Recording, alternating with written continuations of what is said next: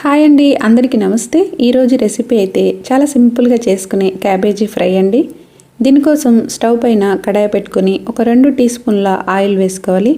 Oil కాస్త heat అయిన వెంటనే కొంచెం ఆవాలు, కొంచెం పచ్చిశనగపప్పు వేసుకొని సన్నగా కట్ చేసి పెట్టుకున్న ఈ క్యాబేజీ తరుగును వేసుకోవాలి.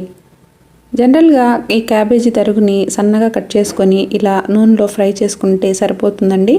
కొద్దిమంది అయితే మనకి క్యాబేజీని వాటర్లో బాగా ఉడకపెట్టి అలా వంపి తీసుకుంటూ ఉంటారు. అలా చేస్తే మనకు క్యాబేజీలో ఉండే న్యూట్రియంట్స్ అన్నీ వెళ్తాయి అన్నమాట.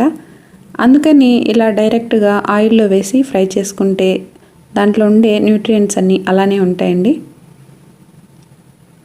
ఇలా ఒకసారి క్యాబేజీని బాగా కలుపుకోవాలి. తర్వాత ఇందులో రుచికి సరిపడా సాల్ట్ వేసుకోవాలి. సాల్ట్ క్యాబేజీకి చాలా తక్కువ క్వాంటిటీ పడుతుందండి. కొంచెం కరివేపాకు కూడా వేసుకుని ఒకసారి బాగా కలిపి మూత పెట్టి సిమ్లో పెట్టి ఒక 2 నిమిషాల పాటు మగ్గనివ్వాలి. మనం ఉప్పు వేసిన తర్వాత ఈ క్యాబేజీలో నుంచి కొద్దిగా వాటర్ అయితే ఊరుతుందన్నమాట. ఆ వాటరే మనకు సరిపోతుంది క్యాబేజీ ఉడకడానికి. చూసారా, ఒక 2 నిమిషాలకే ఈ క్యాబేజీ తరుగు అనేది బాగా ఉడికిపోయింది.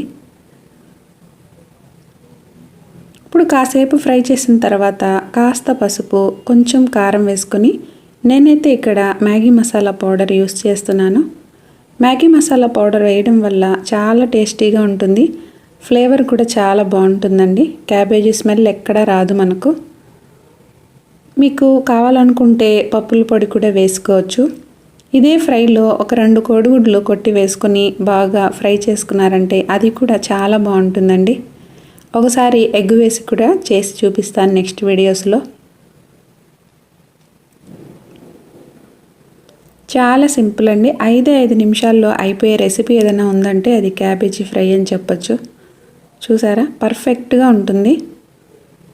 ఎగ్ వేసుకుంటే ఇంకా సూపర్ ఉంటుందండి. వీడియో నచ్చితే మన ఛానల్ని ఒక్క లైక్